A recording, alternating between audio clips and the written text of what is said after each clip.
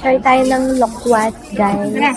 Dati nakikita ko lang, sabi nila yung sarap daw. Tingnan natin kung anong lasa. Lokwat.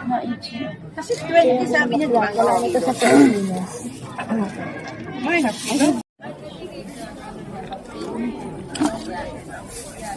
It's 10 yuan.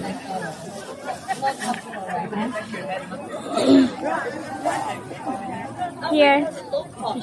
Sheshe. This one is the lokwat. So, ito try natin siya, guys. Medyo kakaiba yung timbangan nila dito kasi yung half kilo parang napakaunti. Yes. Mango? Is it clean? Asim? Pero matamis din. Bago lang. Mura niya, guys, nung binaltan kasi kailangan natin siyang balatan para makain natin yung pinakang laman niya.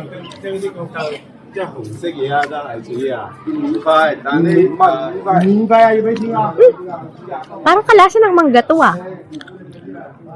Sobrang juicy niya. Ayan, oh. Sarap siya. Hindi naman siya masyadong ganun katamis. Ayan, papasok na tayo ng ano.